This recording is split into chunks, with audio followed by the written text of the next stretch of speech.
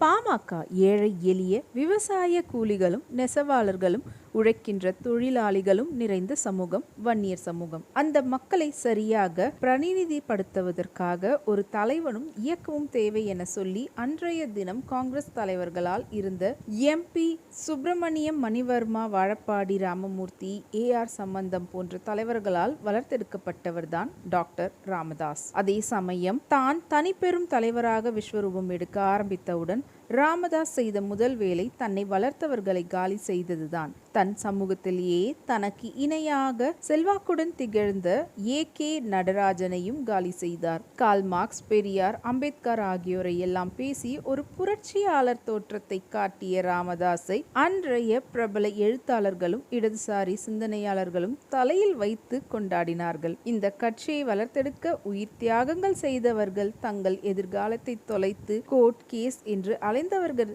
ஏராளம். இவர்கள் அனைவரையும் பலி கொடுத்த பீடத்தில்தான் பாமக என்ற கட்சியின் அதிகாரம் மையம் கொண்டுள்ளது. இப்படியெல்லாம் கட்சியை வளர்த்த ராமதாஸ் சற்று அதிகார சுவையை காண துவங்கியவுடன் அடியோடு தன் குணாம்சத்தை மாற்றி கொண்டார். ஒருவேளை தன் உண்மையான சுயநல குணத்தை மறைத்து அவர் திறம்பட நடித்திருப்பாரோ என்றெல்லாம் எண்ணி விலகியோர் கணக்கில்லாதவர்.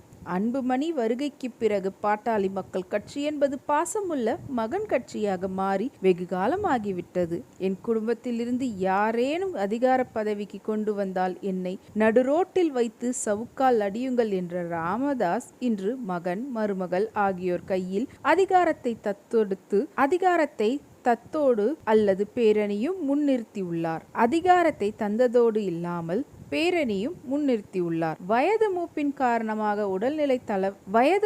காரணமாக உடல்நிலை தளர்வால் மகனை கட்சி தலைவராக்கிய ராமதாஸ் உழைக்க மறுத்த மற்றவர்களை அதிகாரம் செலுத்துவதில் மட்டும் ஆர்வம் கொண்ட அன்புமணியின் நடவடிக்கைகளால் கட்சி மெல்ல மெல்ல பலவீனப்படுவதையும் பல முன்னணி நிர்வாகிகளும் மனம் தளர்வடைவதையும் கண்கூடாக கண்டும் மகனை சரியாக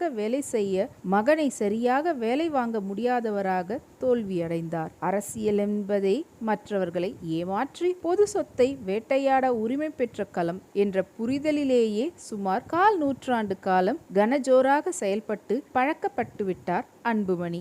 சும்மா ஆவேசமாக பேசுவது, உணர்ச்சிகளை தூண்டுவது, பிறகு அப்படியே ஜகா வாங்குவது என்பதே நெய்வேலி நிலக்கரி சுரங்க விவகாரம் தொடங்கி பரந்தூர் விமான நிலைய நில எடுப்பு பிரச்சனை வரை அவர் கையாளும் அணுகுமுறையாக உள்ளதால் வன்னிய மக்களே அவரிடம் இருந்து மட்டுமல்லாமல் அந்த கட்சியிடமிருந்தே அந்நியப்பட்டு விட்டனர். இந்த சூழலில் தேர்தலுக்கு தேர்தல் வன்னிய வாக்கு வங்கியை பகடை காயாக்கி அரசியல் பேரங்கள் செய்வது, அப்பாவும் பிள்ளையும் சூட்கேஸ் வாங்குவதும், சொகுசு வாழ்க்கையில் சுகம் காண்பதும் வட மாவட்ட மக்கள் மத்தியில் வெகுவாக அம்பலப்பட்டு விட்டது. இதற்கெல்லாம் முத்தாய்ப்பு வைத்தது போல சென்ற நாடாளுமன்ற தேர்தலின் போது ராமதாஸ் அதிமுகவுடன் சீட்டு பேரம் நடத்தியதில் கூட்டணிக்கு உறுதி கொடுத்த வகையில் அன்புமணி சுமார் 300 கோடிகள் பெற்றுக்கொண்டதாகவும் பின்னர் நிலை மாறி பாஜக பக்கம் சென்று விட்டதாகவும் பரவலாக அரசியல் வட்டாரத்தில் பேச்சு அடிபட்டது. அதிமுகவில் இருக்கும் CV சண்முகம் இது தொடர்பாக பொதுக்கூட்டம் போட்டே பகிரங்கமாக குற்றம் சாட்டி அன்புமணியை கிழித்து தொங்கவிட்டார். கொடுத்த வாக்கையும் காப்பாற்றுவதில்லை, கொடுத்த பணத்தையும் திரும்பி தருவதில்லை என்றார். இந்த செய்தி வன்னிய மக்களிடையே பரவியது.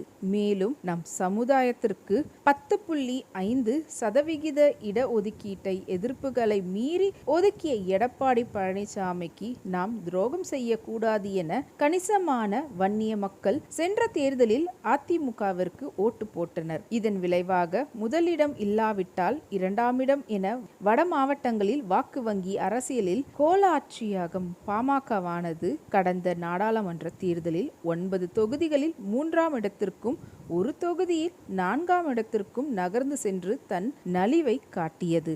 அன்புமணியின் பிடிவாதத்தால் தான் அதிமுக அணியில் சேர முடியாமல் பாஜக அணிக்கு போக வேண்டிய கட்டாயம் உருவானது என்று வருத்தம் ராமதாஸுக்கும் கட்சியினருக்கும் ஆழமாக இருக்கிறது.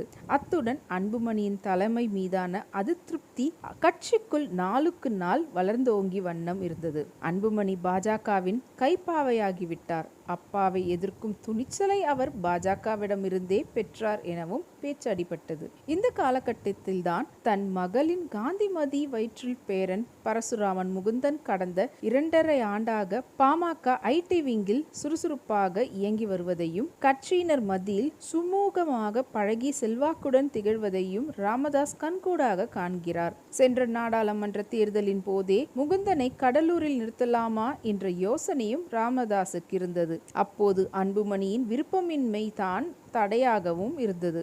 ஆனால் தற்போதைய மாநாட்டில் முகுந்தனை இளைஞர் அணி தலைவராக்குவது தொடர்பாக முன்கூட்டியே ராமதாஸ் குடும்பத்திலும் கட்சிக்குள் பேசிவிட்டாராம். அன்புமணிக்கும் தெரிவித்து விட்டாராம். அந்த வகையில்தான் முகுந்தனின் பேனரை கட்சிக்காரர்கள் பல இடங்களில் வைத்தார்களாம். எல்லாவற்றையும் அன்புமணியும் கவனித்தவாறு தான் இருந்துள்ளார். என்னவோ குடும்ப அரசியலுக்கு எதிரானவன் மாதிரி தனக்கு ஒரு தோற்றம் ஏற்பட வேண்டும் என்பதற்காகவே ராமதாஸ் அறிவிப்பு தந்ததும் குடும்பத்தில் இருந்து இன்னொன்றா என்ற வார்த்தையை உதிர்த்தார்.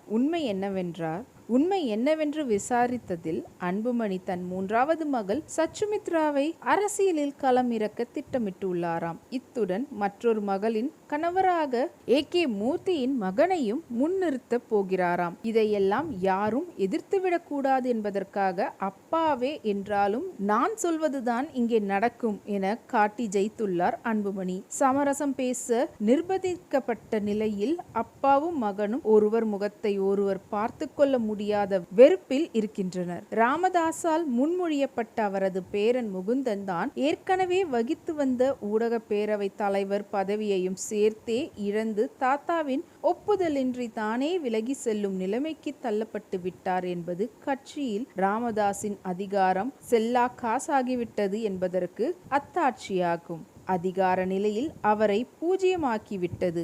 சமூக மரியாதை பெறுவதற்காக பூஜிப்பதற்காகவும் மட்டுமே வைத்துக் கொள்வார்கள். ராமதாஸ் கையறு நிலையில் தள்ளப்பட்டு விட்டார் என்பது தற்போது உலக பிரசித்தமாகிவிட்டது. இனி உங்கள் பேச்சுக்கு மதிப்பில்லை, அமைதியாக இருந்து உங்க மதிப்பை காப்பாற்றிக் கொள்ளுங்கள் என்பதுதான் அவருக்கு தரப்பட்டுள்ள மெசேஜ். எப்படி தான் தலைவனாக உருவாகும் போது தனக்கு போட்டியாக யாரும் இருந்துவிடக் கூடாது என தன்னை உருவாக்கியவர்களையும் ஆதரித்தவர்களையுமே காலி பண்ணி ராமதாஸ் தன்னை தக்க வைத்துக் கொண்டாரோ அது போலவே கடந்த 20 ஆண்டுகளாக தன்னை எதிர்ப்பவர்களை கட்சிக்குள் இல்லாத வகையில் அன்புமணி தனக்கான ஆதரவாளர்களை கொண்ட ஒரு சாம்ராஜ்யத்தை உருவாக்கி கொண்டார். அந்த சாம்ராஜ்யத்தின் அதிகாரத்தில் தலையிட தற்போது நிறுவன தலைவருக்கே உரிமையில்லை என்பதை அன்புமணி நிரூபித்தும் இருக்கிறார்.